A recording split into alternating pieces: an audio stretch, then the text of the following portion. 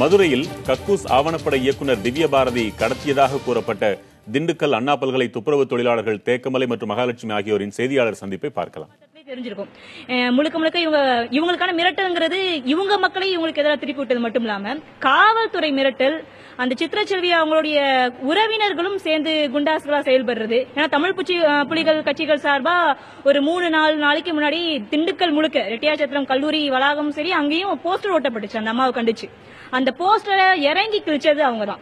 அதுக்காகத்தான் தமிழ் புலிகள் தோழரை வந்து அந்த மனுவிலே குறிப்பிட்டப்பட்டிருக்கும். அவரை வந்து உலக போலீஸ் ஸ்டேஷன் கூட்டி போய் அவர் மேல வழக்கெல்லாம் பதிவு செய்யப்பட்டிருக்கு.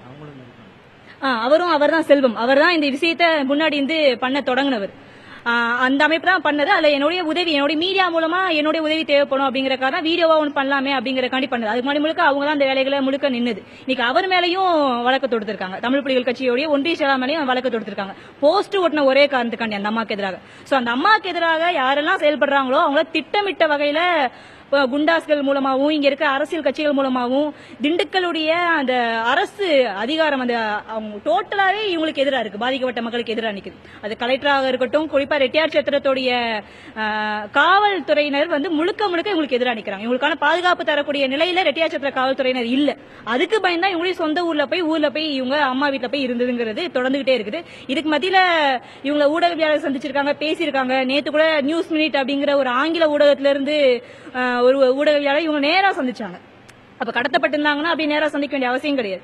அவங்க எங்க ஃப்ரீயா தான் அவங்க நேரா சந்திச்சுட்டு போயிட்டு இருக்காங்க. தமிழ்ல நான் பேர் சொல்ல விரும்பாத 2-3 பத்திரிகைகள் இவங்களை பார்த்திருக்கு. ஆனா தமிழ் இவங்க தொடர்பு கொண்ட எந்த பத்திரிகையும் செய்தியை வெளியிட தயாரா இல்ல. முந்தானத்து நாங்க நடத்தின ஊடக அந்த இதுலயும் பாத்தீங்கன்னா இந்த விஷயத்தை கம்பேர் பண்ணி தான் இந்த எம்எல் நடக்கிற தாக்குதல் நாங்க சொல்லியிருப்போம். ஆனா தமிழ் ஊடகங்கள் யாரும் பெருசா அதை ஹைலைட் பண்ணல. இந்த செய்தியை வெளியிட ஊடகங்கள் தவிர்த்தது. ஆனா இவங்களுக்கு எதிரான செய்திகள் எல்லாம் இன்னைக்கு பரப்பப்பட்டு இருக்கு. முழுக்க அதுக்கு மையமா இருக்கக்கூடிய எனிய காலி பண்றது, அதன் மூலமா இவங்களை பிடிச்சு இவங்களுக்கு எதிரான நடவடிக்கை தன்னுடைய வேலையை தக்க வைப்பது அந்த சித்திரசெல்வி மேடம். அதுதான் இப்ப நடந்துட்டு இருக்கிற விஷயம். யாருமே அரசு ஊழியர் கிடையாது, எல்லாமே ஒப்பந்த ஊழியர்கள். 5500 சம்பளத்துக்கு வேலை பார்க்குற ஒப்பந்த ஊழியர்கள். அவங்களை பெர்மனன்ட் லேபரா மாத்திருவோம் அப்படின்னு சொல்லி தான் 12 பேரை மிரட்டி உலக கூட்டு போயிருக்காங்க. இப்ப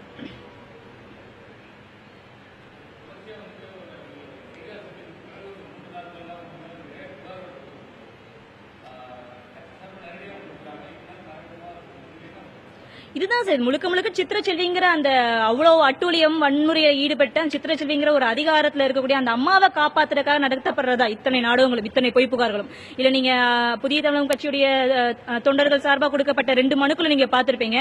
அதுல இந்திய இறையாண்மைக்கு எதிராக கக்கூஸ் அப்படிங்கிற வார்த்தையெல்லாம் பிரயோகம் செய்யப்படுது. சோ அது அவங்களுக்கு வேற ஏதோ பிரச்சனைனா இந்திய இறையாண்மைக்கு எதிரான ஏன் அவங்க பேசணும்? இன்னைக்கு கொடுக்கப்பட்ட புகார்லயும் அவ்வளவு திரிக்கப்பட்ட தரவுகள் இருக்கு. அத்தனையும் வேறானது. ஏன்னா இன்னைக்கு கலெக்டர் 14 பேர் சந்திச்சதை கலெக்டர் மறுக்கவே முடியாது. ஜூலை 13ஆம் தேதி இன்னைக்கு வந்த 13 பேரும் 12 ஊழியர்கள் தான் அன்னைக்கு கலெக்டர் சந்திக்கிறாங்க.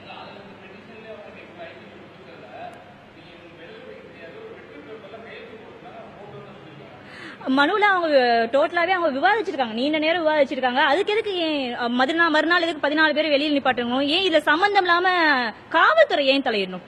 இவங்க கொடுத்தது காவல் நிலையத்துல புகார் கொடுக்கல, முழுக்க கலெக்டர் புகார் கொடுத்தது. சோ காவல்துறையை உள்ள கேள்விக்கு குறிப்பா எஸ்ஐ முத்துக்குமார்ங்கிறவர் உளவுத்துறையில இருந்து சிபிசிஐல இருந்து உலக போய் இவங்க எதுக்கு கல்லூரி நிர்வாகத்துக்கு இந்த வேலையை பார்க்கணும்?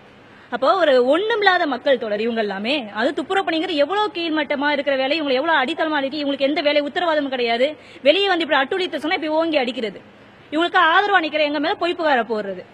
அப்ப இப்படிப்பட்ட மக்களை ஒரு காவல்துறை அதிகாரி கல்லூரிக்குள்ள வந்து உளவுத்துறையோட வந்து மிரட்டுறப்ப என்ன பண்ண முடியும் அவங்களால?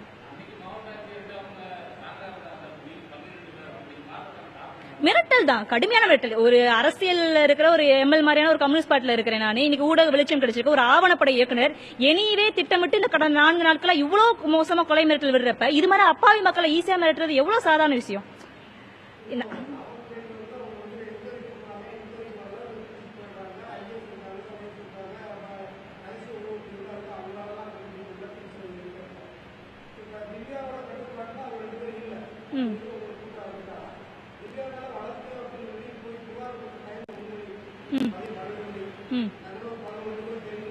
ஓகே,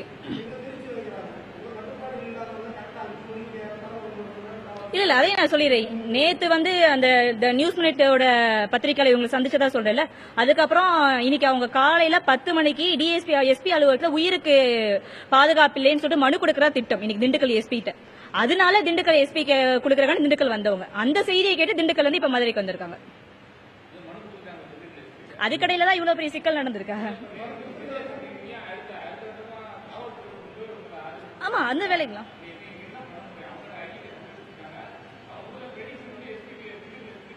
அதான் எஸ்பி கிட்ட போயிட்டு உங்களுக்கு உயிருக்கு பாதுகாப்பு இல்லையா, உயிருக்கு பாதுகாப்பு வேணும், போய் கொடுக்கலாம் திட்டத்தில் இருக்கும். முடிச்சுதான்.